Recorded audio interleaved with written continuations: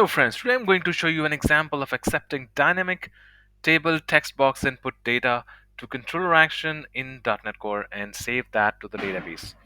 Okay, so if you look at this output, that shows like we have a table which is um, having some data like this, and we have a blank box. So if I fill this up and I try to add more rows, so I'll add some more rows here, and then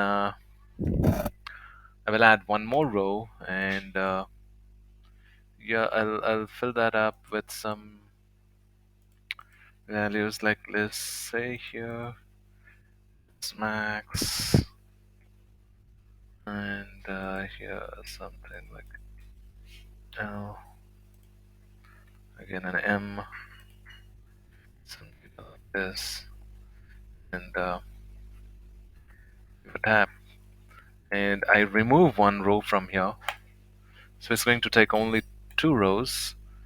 It had my controller action and it has got only two rows, right? The deleted row is not here.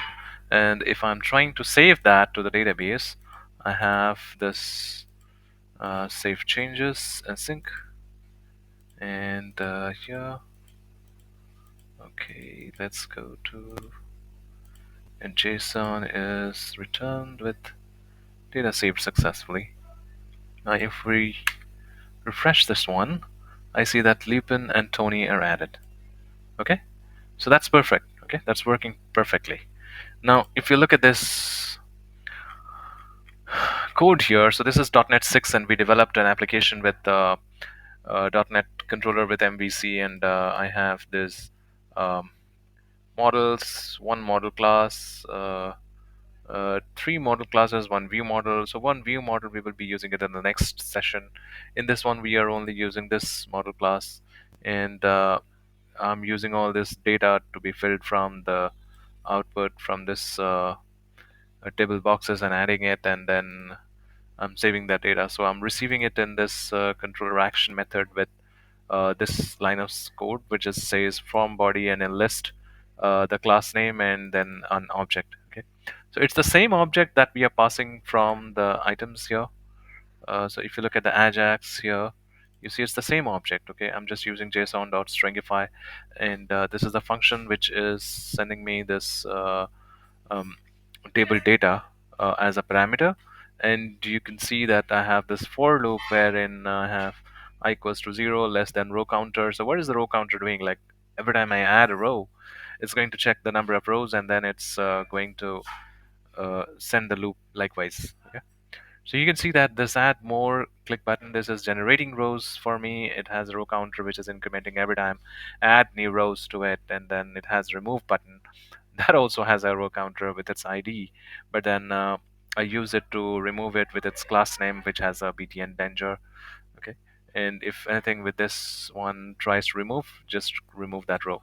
Otherwise, it will keep on adding with the closest tr. Okay, so you already saw the output, how it was working. So it's that much to explain on this video. I'm going to put this code in GitHub and share the link with you so that you can have a look at it and you can do some R&D. You can modify this code according to yourself and do some tests and then find out whatever works for you. All right, so that was all about this video. I hope this one helps you a lot when you are trying to do some dynamic row addition and deletion and then take a bulk row into your database. You can also put in drop downs here if you want. You can put in checkboxes while creating rows. So you just have to modify this line of codes, and wherein I'm putting an input type equals to text, so you can put in drop downs here. With the same type, you can have your IDs generated for those drop downs with the name and plus the row counter. And you can also have checkboxes, radio buttons, whatever you want here, so that also be generated while you are generating the rows. Okay, and when you are saving this to the database, so you just have to look up like what kind of data you are trying to send. So remember one thing: when you are trying to take model type of data, mention this from body here, and when you are sending it from the other side from the view, make sure to put this one JSON.stringify and then your array value. Yes, one thing to remember here is not just a simple array that you are going to push. There is also a JSON type of object. So you are pushing this JSON type of object into your array and then passing the array, not just a simple array which is holding all the data and then taking it up. Okay. So that's how you are sending. Otherwise, your data won't be hitting the controller. And even if you are hitting it, it will not be received at this model path.